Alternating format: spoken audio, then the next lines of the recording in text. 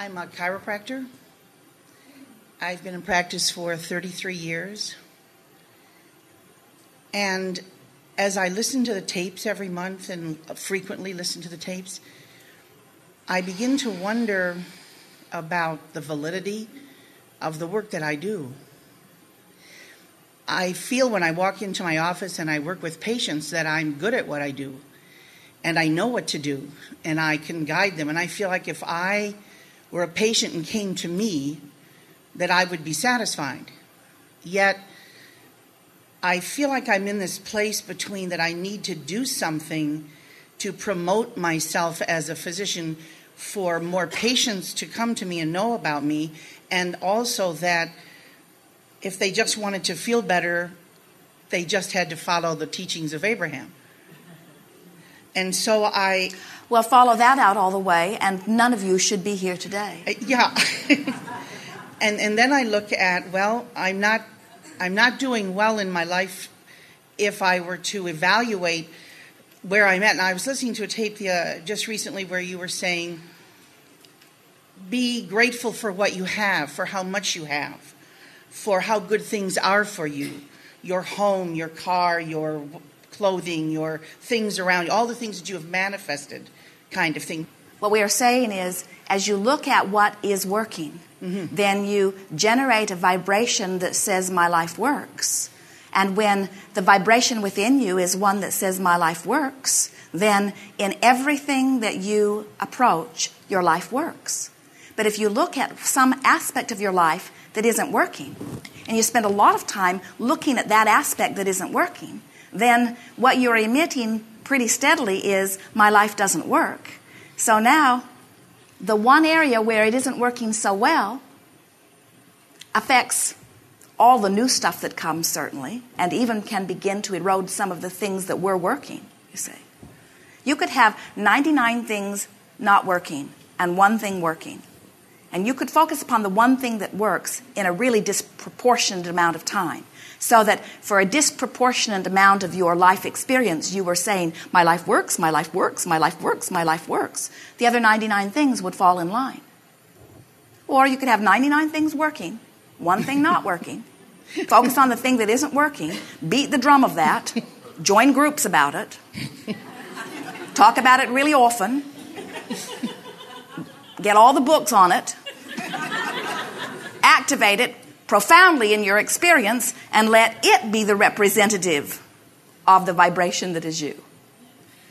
So when we say count your blessings or look at positive aspects, that's just about deliberately activating what's working, because when you do that, you get more and more and more and more of that. That's why the better it gets, the better it gets, the better it gets, the better it gets, the better it gets, the better it gets.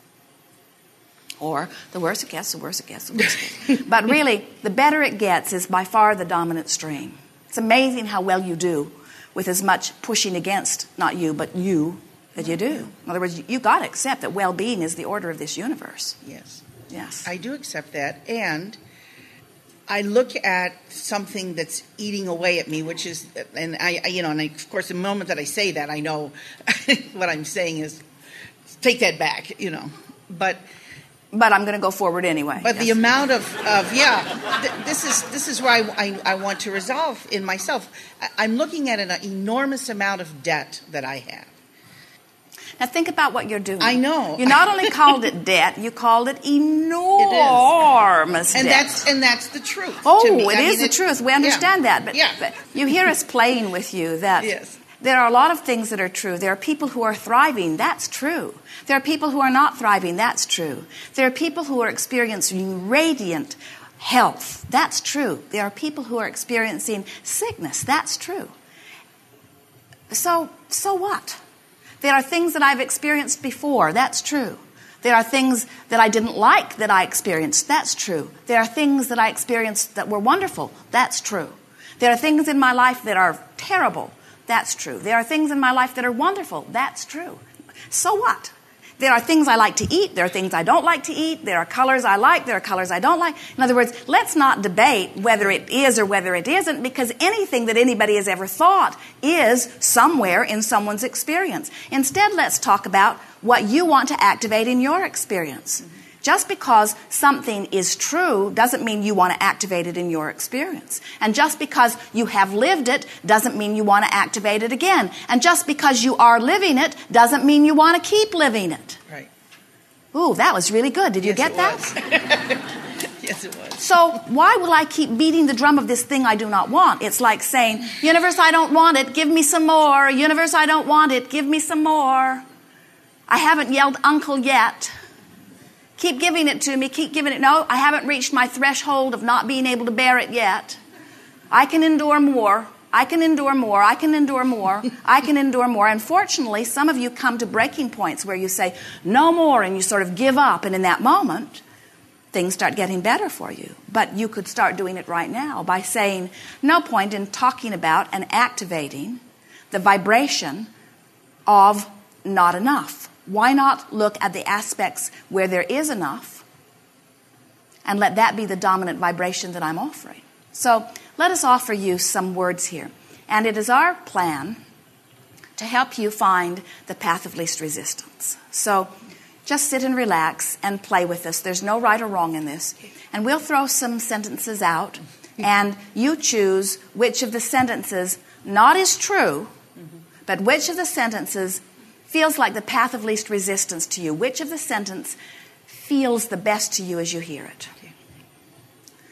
I'm experiencing enormous debt from which I see no easy way out. I have enormous debt, but I'll find a way out of it. Number 2. Not a great deal of difference, but it Yeah. was slightly softer. Sure. And from where you are, that might have even been a bigger jump than you're willing to make, but we went for it anyway. I know the potential for more income is there for me. I just haven't been able to figure out how to get it flowing. I'm looking forward to more income flowing into my experience. Yes, that. Subtle difference, but there is a difference, isn't there? Oh, yes. No matter how hard I try, I keep ending up in essentially the same place. No effort is ever wasted because I'm gaining clarity along the way. Yes. Even though I think I'm getting further ahead by the decisions that I'm making, when I analyze it, I really have not made any strides forward. In fact, I'm in bigger debt than ever before. I probably shouldn't make this debt issue the basis of my feeling of success. Yes. All companies who thrive are debt-free.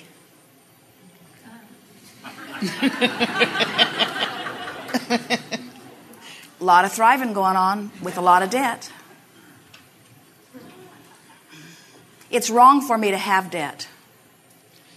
Debt in and of itself is not inappropriate. Okay. The world looks at me and feels scorn for the debt that I have. You've The been world- reading my mail. The world understands debt. Yes. Those who I owe are giving me a very hard time about the debt. Those who I owe will be pleased as they receive payment. I should turn this all around right now. I shouldn't have let it get this far. I'll turn it around bit by bit, and the journey will be great fun. Yes. Now, the thing that we're wanting to point out to you here is that nothing changed with your debt. And we know that if someone swooped in and gave you $1 million or whatever, that for a day or two you'd feel great. In other words, we know that there is relief. When you hit yourself over the head with a hammer, there is always relief when you stop. And we understand that if the debt would just evaporate, that you think that you would feel some relief. Esther has been very diligently pulling the figures together to give to the accountant for income taxes. And while her accountant has not called her yet, saying, if you don't get it to me today, we will not have enough time, Esther could feel that it was time and there was urgency within it. And so she applied herself very deliberately and completed it yesterday and put it in the FedEx envelope and sent it off. And as they dropped it in the FedEx box, Esther stood there expecting a rainbow to appear or music to sing down from the heavens. She thought her heart would jump with joy. She thought that the relief would be palpable. And she just sort of stood there and she said to Jerry, nothing. I didn't get anything. And Jerry said, what do you mean?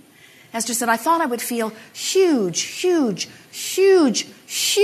feeling of relief.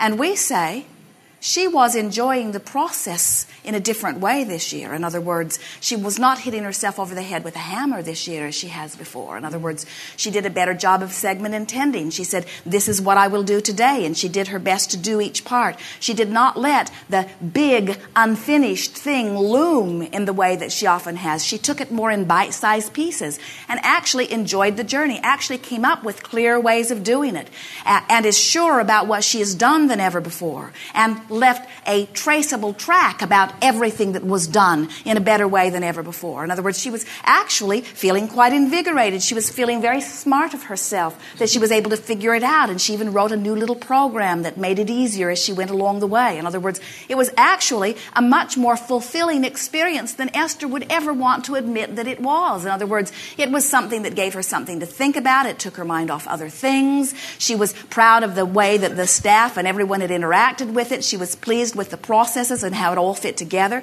She was actually pleased with the results. She was pleased that they had paid the estimated taxes appropriately. In other words, everything about it felt good. And as she stood there expecting to feel huge relief and didn't find it, we say to her, maybe this was not the struggle that it has been before. And that's what we're wanting to say to all of you about all of these things. Don't find a way to make these things that you've been defining as a struggle not a struggle. Find a way to say, this is just something that I'm doing. This is my campaign for becoming debt-free. And no one's ever enjoyed a campaign of becoming debt-free who wasn't really under enormous debt. In other words, make a game of it. Make fun of it. See it as the process. We promise you that you never get it done. And don't let someone else's opinion of where you stand taint your opinion of where you stand.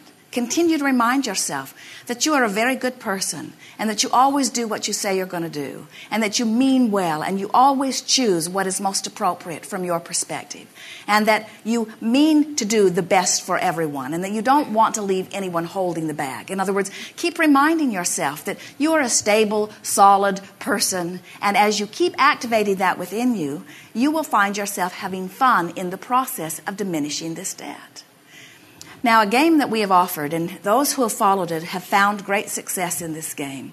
Get a columnar pad and make your lists of monthly expenditures, not overall debt. Don't take the whole of the debt, even in any category. Just take the monthly expenditures and spread them across this columnar pad with the largest monthly outgo on the further left column and the smallest one on the further right column. So whatever is the biggest monthly payment, put it there. Even if you're behind, don't think about what is behind. Just think about the monthly promise, the monthly obligation, and put them in columns across your page. And then look at the one that is the smallest one, no matter what it is. If it's $100 or $20, it does not matter what the smallest one is. And say to yourself as you look across your columns, these are my promises, and I always keep my promises, and it feels good to keep my promises, and I intend to keep my promises. In other words, bring yourself into alignment, because we don't think you would feel good under any other circumstance from what we feel from you. And then look at the smallest one and say to yourself, and not only do I keep my promises, but in some cases I do even more than is promised. And when that smallest column comes due, pay it twice. In other words, pay it more than once. And then you begin to build on that. Not only do I do what I said I would do, in some cases I do more than I said that I would do. Now, sometimes people will say, well, Abraham, it seems a little silly that I would double that payment when I can't even make that payment. And we say, there is a vibrational thing that begins to happen when you begin to play this game. Because what you're doing is you're watching your columns disappear. It is our promise to you that as you work on that smaller one and that smaller one, before you know it, you'll have fewer columns across your page. And then it becomes a game of, oh, I can't wait for the bills to come. I can't wait for the bills to come because I want to see where I'm at. You get your bills out. out. You look in relationship to the column. It becomes a game. The debt becomes a game worth playing rather than something that you've been avoiding and something that you haven't wanted to think about. And when you begin to sort of tackle it and get involved in it and play the game, what happens is you click back into your vibrational alignment because this is the promise you intended to make. In other words, this is the promise that you made when you made those responsibilities. You never said, I'm going to accept these dollars from you and I'm going to pay them for a little while, but then I'm not going to pay them. You never said that. And if you find yourself doing that, that is bothering you. So when you get into this game, you begin to feel better. And then as people say to you, people who know of you, people who you have trained to know how you feel about this subject, as they say to you, how are you doing? You say, great. They say, last time I talked to you, you were really worried about money. You say, oh, that's over. They'll say, oh, what happened? Did you win the lottery? Did someone die? Did you get a big inheritance? And you say, no, I just got it under control. I'm back in charge. Things are lining up for me. You just begin practicing that. Things are lining up for me. No, I've got a plan. It's all working out. And what begins to happen is, once you get into that place, dollars that have been wanting to come in begin coming in. People that owe you money begin paying you money. New clients begin coming to you that weren't in the offing. In other words, money cannot come to you. People who are clients who will bring dollars to you cannot come to you when you have this vibration that says, I have enormous debt. You get that? Yes. So just relax, be playful about it, and play the game. And when you're not playing the game, do your best not to think about it. Or when you're not playing the game, think about playing the game. Or when you find yourself worrying about debt, instead play the game. It is our promise to you, if you take the time to lay everything out on the table, write it all down in columns, sort of get everything organized, even though you do not right now have the ability to pay, your plan to pay will bring the money. Your plan to pay will bring the money. Because this is a new attraction. I want to play this game. I want to play this game. I want to pay you and you and you and you and you and you and you and you and you. I want to play this game, you see. And source energy feels you wanting to play the game. Everything lines up within you. Dollars begin to flow. It is our promise to you. Yes. Thank you. Yes. Enough? Yes. Very good. Yes.